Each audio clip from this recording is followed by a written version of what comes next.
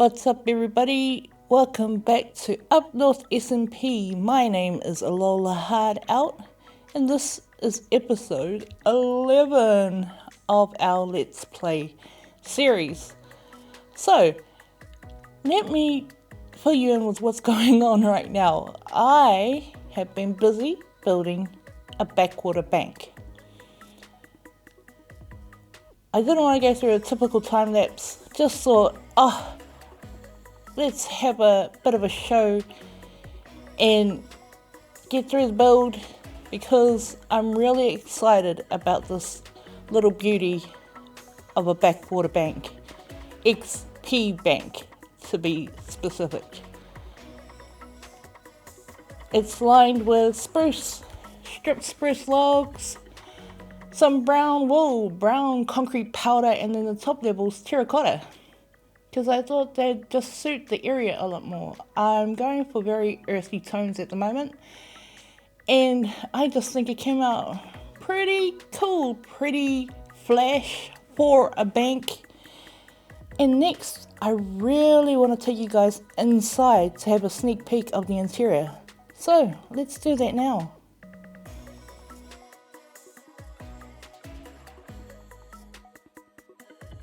And here we have it. Oh yeah. My little drift water bank-ish type build interior. So we have a potion brewer purely for infestation, right? Every time I push the button down the bottom here, it'll make a new infestation. These ones that are already made will go down into the barrel, and from the barrel we can take the infestations and put them into this barrel. I could have put a helper system in to go straight from here to here, but I think people coming in and actually buying the bottles in order to use the XP machine is the whole bank experience. So infestation goes into the barrel, flick the lever, infestation gets pushed onto the ALLAY, and a flint and steel lights the furnace, the campfire up below it as well. So the ALLAY starts taking damage, silverfish start getting spawned, and they come into the trident killer, triple trident killer water flow along the bottom here. Then we flick this lever, it starts the trident killer, and all I have to do is stand here and grab the XP as it comes up. Now currently there's only one ALLAY in the system. If I had fully healed gear and just wanted the XP, it takes me up to about 40 levels of experience with one ALLAY.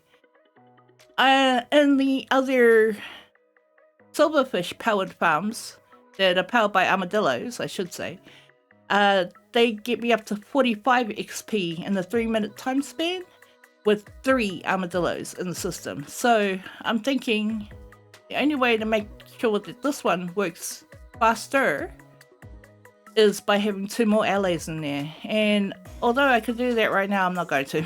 ALLAYs are so tricky to work with. But let's keep taking a little nosy around this bank interior, shall we?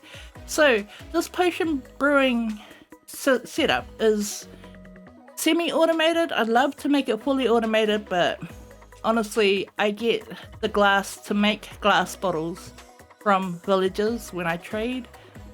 Netherwort can never be fully automated because you have to replant the stupid things. And gunpowder has to be sourced from a mob farm, right? So that's all part of the infestation brewing. But in the meantime, the netherwort that is being farmed upstairs does get funneled straight into here from the farm. I just have to replant them as I go. Then we have the stone. I have a cobblestone generator down below, same as the one I set up for Lovebite in her base.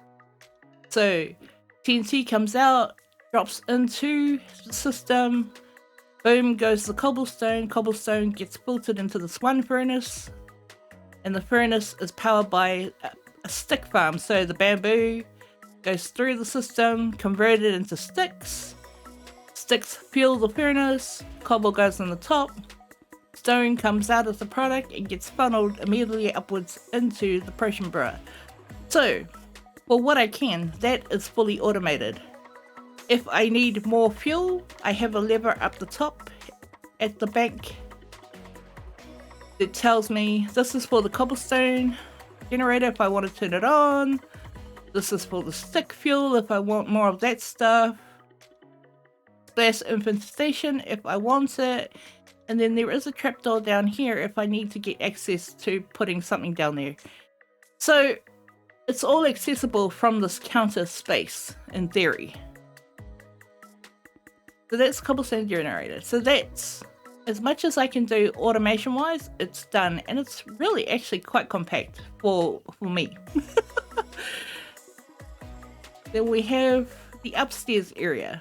Now, I could have made this into more of a voltage type feel, but honestly with this netherwort farm sitting here, I don't really feel like it's necessary.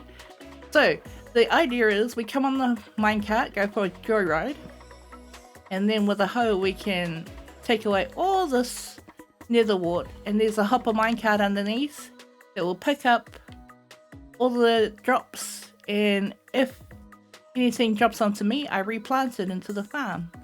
So that's cool, that's all ready to go. There's the minecart at a halt at the moment because I've got a barrel in front of it stopping it. If I put a full block there, then it'll be up and going. But that's fine. I've just lined the walls with barrels. Well, barrels in pottery pots, just so it looks like more stuff can be stored in here if I so choose. And the interior walls. So terracotta is the outside wall. And I decided to use netherrack as the interior feature wall just because I thought it was a good enough change in tone, so it's not all just dark terracotta. And these are just little ideas. You don't want to go totally opposite because then it'd just be too much in your face. Even though this is a lot of colors clashing, I can put up with it a lot better than if I was to have like a stark white wall. And then we've just got more stone on the roof. I didn't want to do anything too fancy with it, doesn't need it. So come around the corner here, more barrels, more storage, and a chest because that's what belongs beside the bed because it's always easier. And then if you look in the window as well, from outside in, this is what you'll see. So I really like these kind of viewpoints. There's a point to it, you know, or even though it's only aesthetic, let's get our spawn point. I don't know where my last spawn point is. So that's this part, and then I decided to build a little lofty area. No reason to it really, and although I don't have one yet, I've set up an enchantment setup. I'll never use this. I use villages because I can't be bothered with the that's not what I want, disenchant.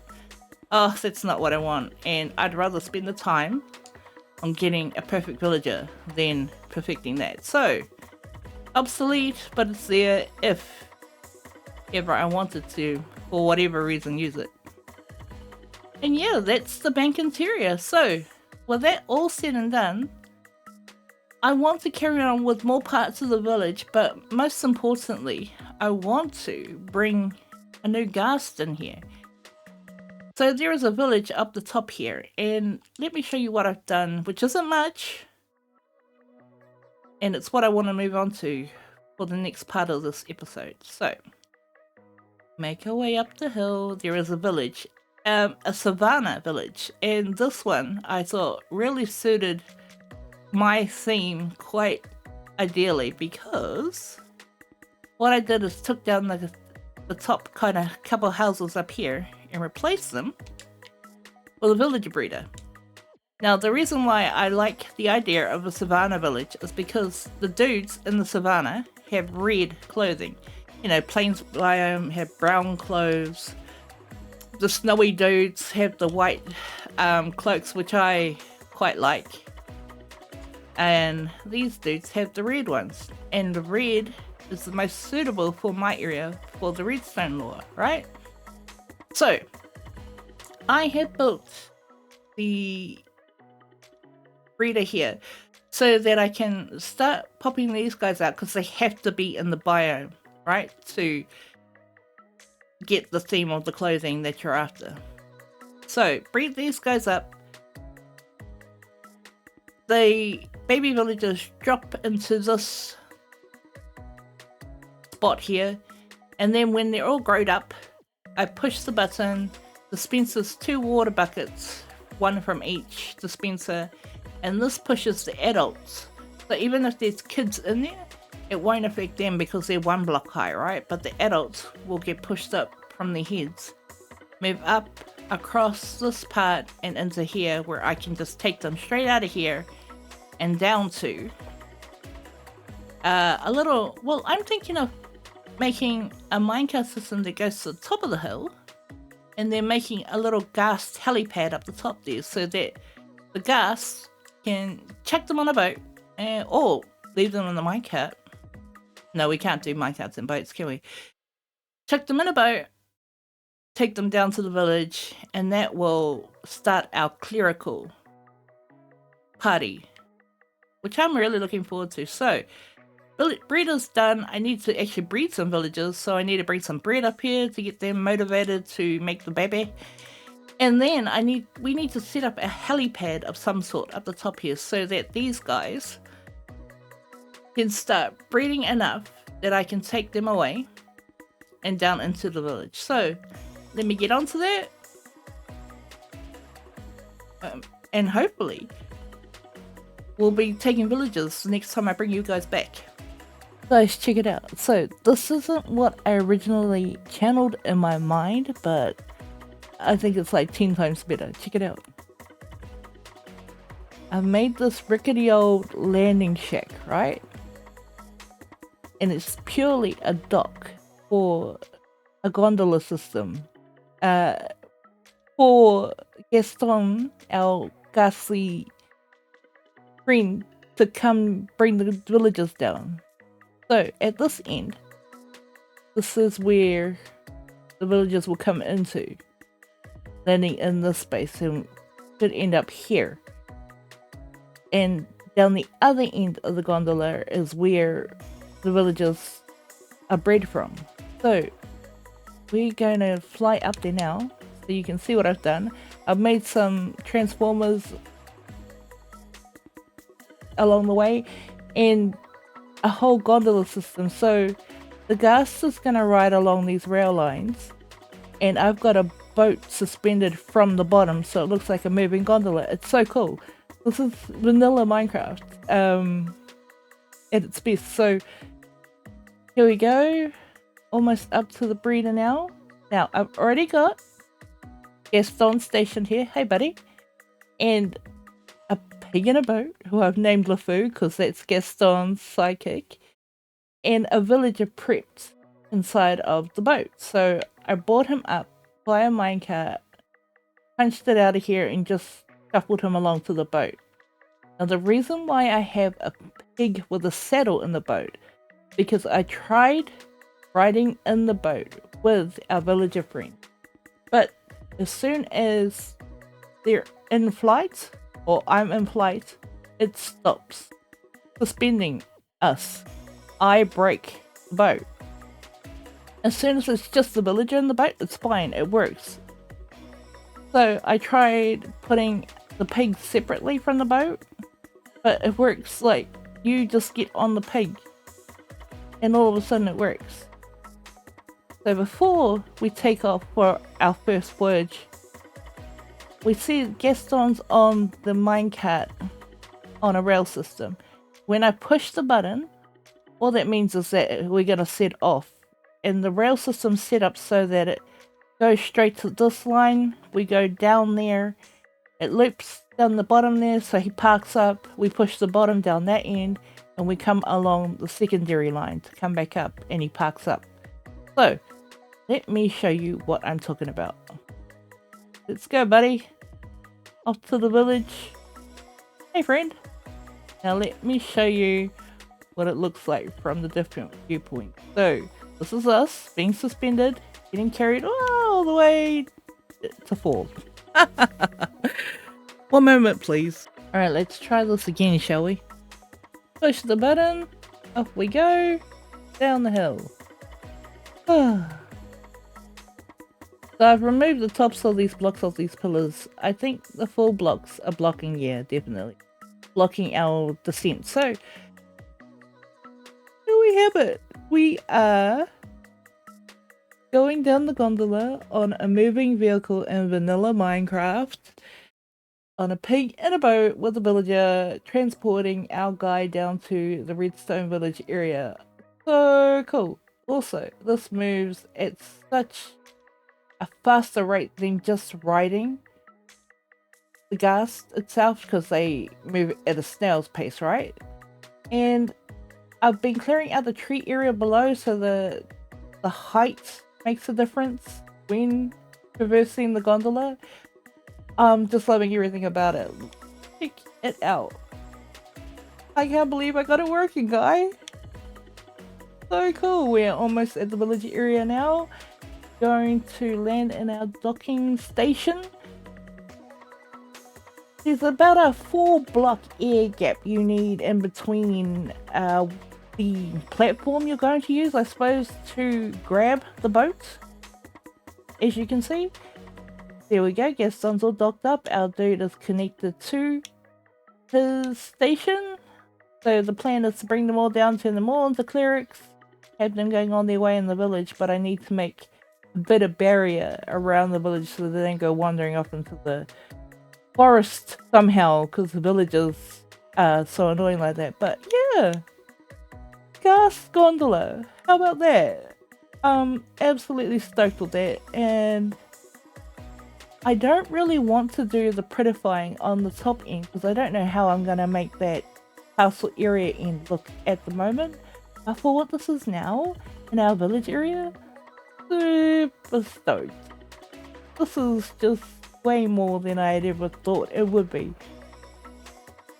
So, to end the episode, I want to finish building our little village area builds and come back next time to see how we've terraformed and decorated the interiors of them all. So let's get on to it now.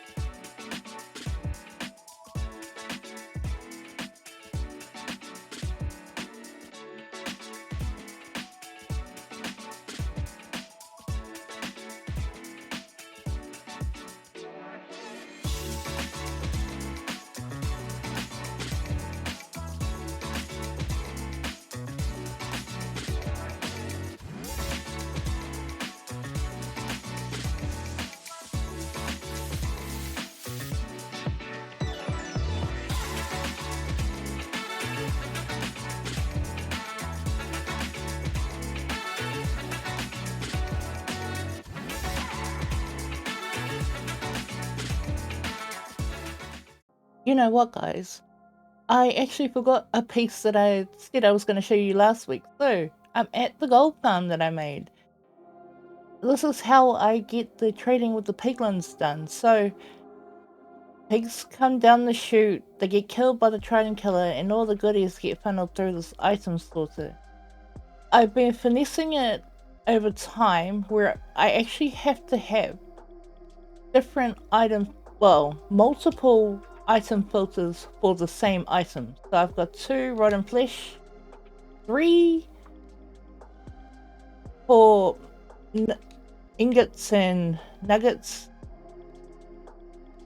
And then down the end is where all the swords come in, so I can smelt them down. And the reason why I had to have multiple filters going on is so that none of the nuggets or the ingots or the rotten flesh would actually come into the furnace, blocking up this furnace system. And I've got 2 furnaces going, so they smelt down all the swords that come up to this top chest here.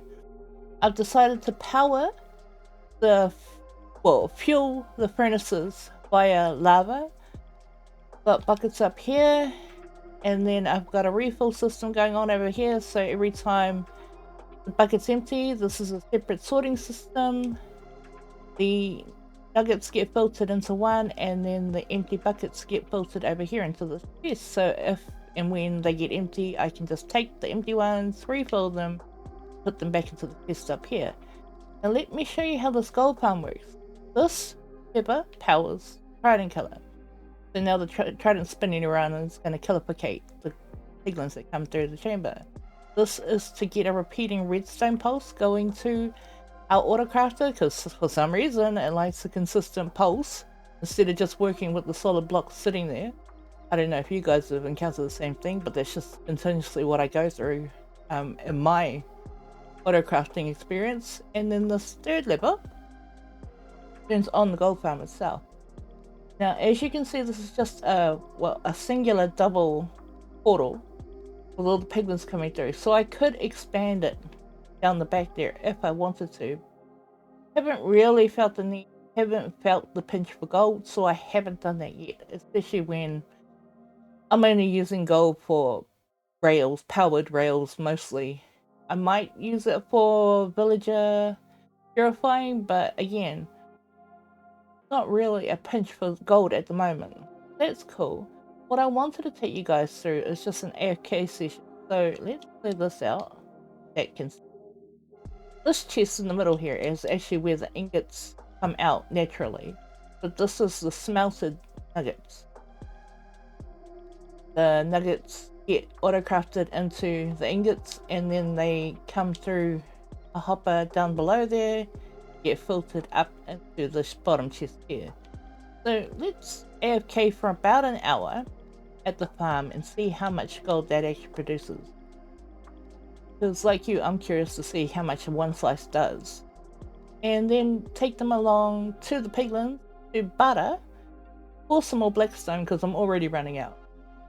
Alright, timer is on. I'll see you guys in an hour. Alright, an hour later, let's look at what we've got. Oh yeah. Almost 7 stacks in an hour.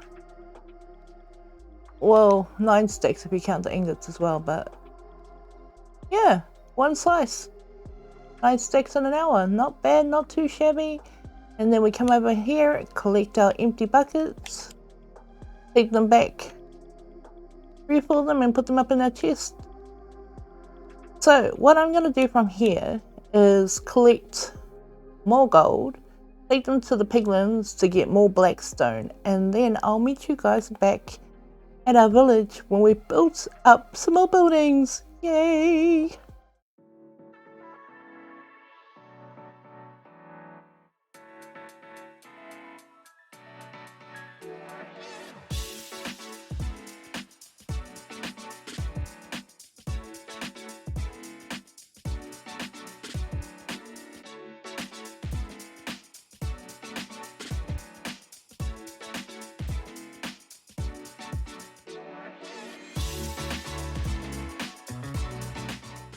Oh yeah, check it out guys. We have a little fishing hut. And I even made a little wharf going off into the water.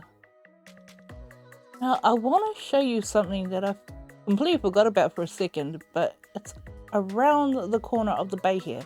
I'm just going to speed it up because, you know, ghasts are super fast.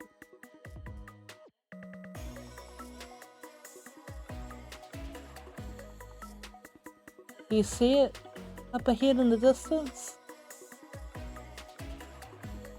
We've got a neighbor. So you may recall, Love Bite is a few hundred blocks in that direction. For desert. And over here we have Wahsuppbb, my other daughter, who's taken this cool little cove area because she wanted to be by the pair of us, and this is back in the middle, and it's a cool little cove.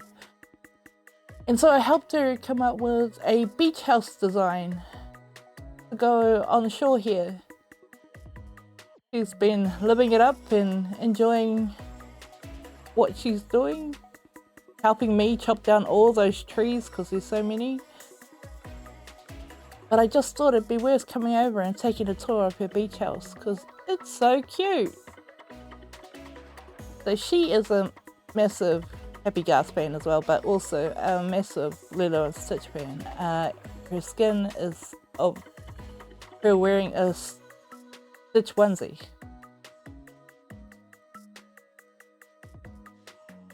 We have a look. Alright. My little Nimbus. Stay right there, buddy. I'll be back in a minute. I want to tour the beach house. So, it's weirdly enough, it stands out from the beach. Now, if you know Lilo and Stitch's house, it's blue, and this is the best I could do without going Lapis, because Lapis is gaudy. She's got one of each dog. We went hunting. They're all named, but I'm not sure what characters they're named after, all of them. So she's got a little storage area here on the door. Furnace set up so she can check in what she wants to smelt in here. Fuel in here, output here. I've given her a lot of storage options, and she can use it to however she likes, obviously, to her place. And you come up a little stairwell that leads to her little loft area. Now, her bed is actually positioned straight for the sunset because she has the best sunset, in my opinion, going over the hills there. So yeah, her little beach shack. Super cool, fits her needs real well. I'm right over there. Subbite's just around the corner there. And we can all come and help each other out if and when we need to go to other areas. Now, let me jump on my little Nimbus. Come on, buddy. We gotta head home. No more distractions. We've got one more build to go in our village. Let's go do that now.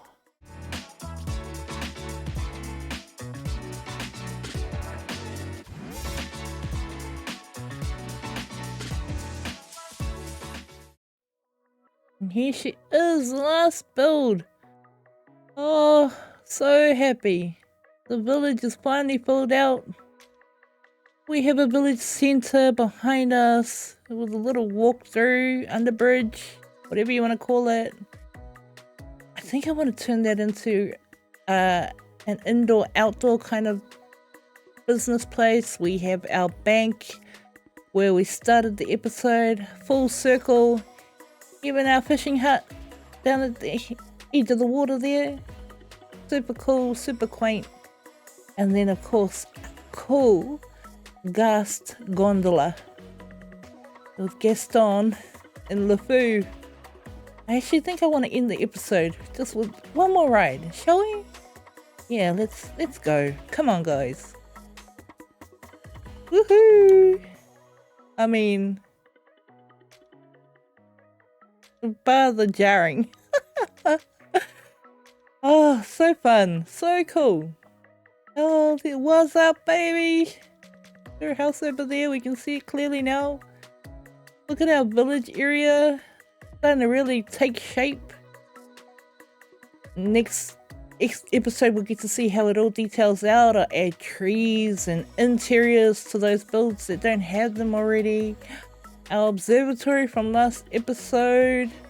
Oh, it's working out, guys. I'm really enjoying what's going on at the moment, and I can't wait till it's all in its final form, you know? But anyway, I think that's where I'm going to leave it for this week. I hope you all have enjoyed the episode as much as I've enjoyed bringing it to you. If you haven't already, please consider subscribing, liking, adding a comment down below. It all helps me out, especially as a new content creator, especially in Minecraft as well. So, until next episode, I will catch you all later. Bye!